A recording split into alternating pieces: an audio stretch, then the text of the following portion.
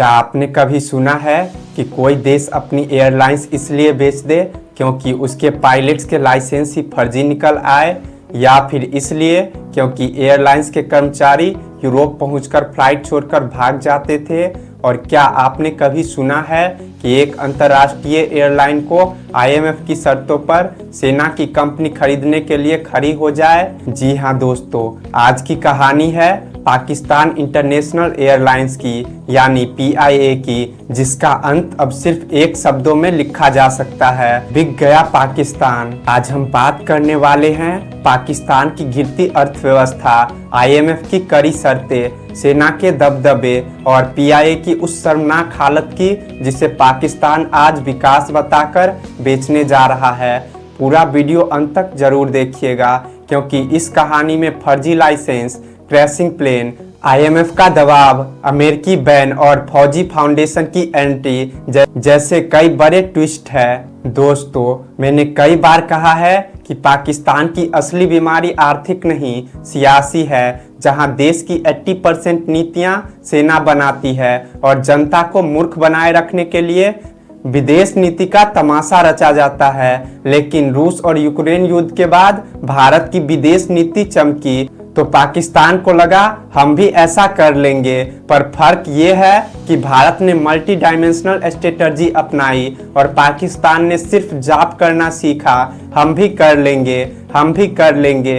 America से लेकर चीन तक हर जगह कटोरा लेकर घूमने वाली अर्थव्यवस्था अब आईएमएफ के सामने पूरी तरह बिछ चुकी है। आईएमएफ ने साफ कहा, कर्जा चाहिए तो सरकारी संपत्तियां बेचो, टैक्स बढ़ाओ, सब्सिडी हटाओ और पीआईए को प्राइवेट कर दो। पाकिस्तान ने मजबूरी में हाँ कर दी।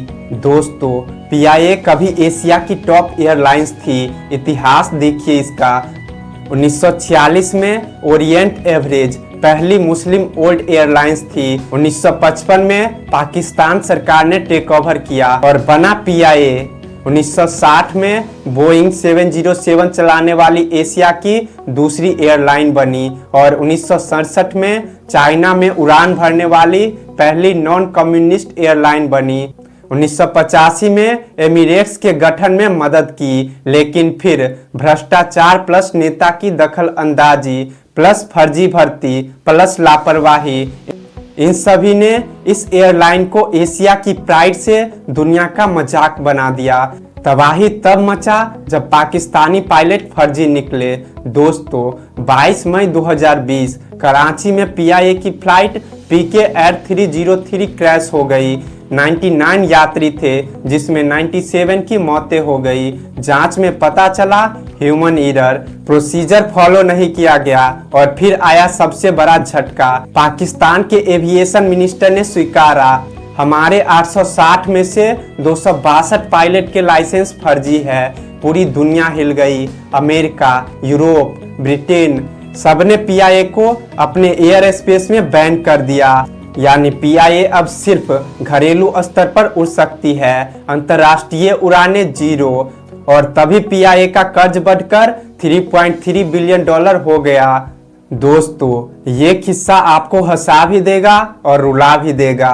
पीआईए के सैकड़ों कर्मचारी फ्लाइट्स यूरोप पहुंचती है और कर्मचारी पर्ची छोड़ जाते हैं, thank you PIA, I am not coming back, क्योंकि महीनों तक सैलरी नहीं मिलती थी। सोचिए, फ्लाइट्स खड़ी है, यात्री बैठे हैं और पायलट गायब। कौन सी एयरलाइन ऐसे सरवाइव करती है? यूरोपियन यूनियन ने जब पीआईए की बैन हटाई तो पाकिस्तान ने खुशी में एक प्रमोशनल वीडियो बनाया। वीडियो में दिखाया पीआईए का जहाज सीधा आईफिल टावर की तरफ उड़ता हुआ। सोशल मीडिया पर हड़कंप मच गया। क्या फिर 9/11 जैसा हमला है? इतनी फजीहत हुई कि पाक सरकार ने जांच बैठा दी। ये विज्ञापन बनाया किसने था? आईएमएफ ने पाकिस्तान को पिछले साल $7 बिलियन का कर्जा मंजूर किया था। बदले में 5 शर्तें दी थी, सब्सिडी हटाओ, बिजली का दाम बढ़ाओ, घाटा कम करो, टैक्स बढ़ाओ, सरकारी कंपनियां बेचो। इन 5 में से पाकिस्तान सिर्फ 2 कर पाया, बाकी 3 में फेल हो गए। आईएमएफ ने कहा पहले पीआईए बेचो फिर कर्ज मिलेगा। और पाकिस्तान मजबूर हो गया। दोस्तों, इसमें मजेदार बातें हैं। खरीदने कौन आया? सेना की कंपनी। नीलामी में जो 4 बड़ी कंपनियां बिडर के रूप में खड़ी है, लक्की सीमेंट, एयर ब्लू, आरिफ हबीब, फौजी फर्टिलाइजर। सबसे बड़ा नाम है फौजी फर्टिलाइजर कंपनी। ये कंपनी पाकिस्तानी सेना की है और इसकी बोली लगाने वाला क्वार्टर मास्टर जनरल है, यानी सेना का टॉप अधिकारी। अनुमान है कि पीआईए अंत में सेना की ही गोद में चली जाएगी।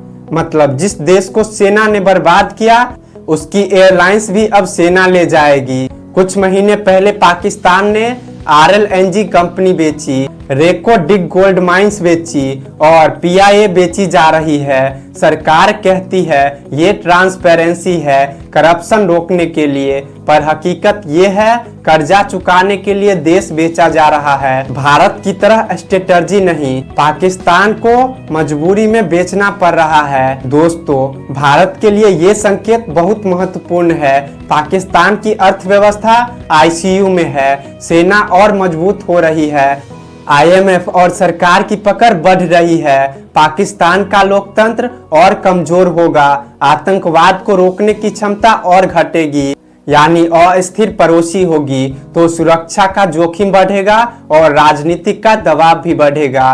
तो दोस्तों, कभी एशिया की सबसे प्रतिष्ठित एयरलाइन रही पीआईए, आज कर्ज, भ्रष्टाचार, सेना की राजनीति और IMF की शर्तों का शिकार बन चुकी है। और अंत में सिर्फ इतना कहूंगा, देश वही आगे बढ़ता है जो संस्थाओं को मजबूत करे, और पाकिस्तान वही देश है जहां संस्थाएं कमजोर और सेना सबसे मजबूत है। अगर आपको यह जानकारी पसंद आया तो वीडियो को लाइक, शेयर और सब्सक्राइब करना बिल्कुल ना भूलें। धन्यवाद।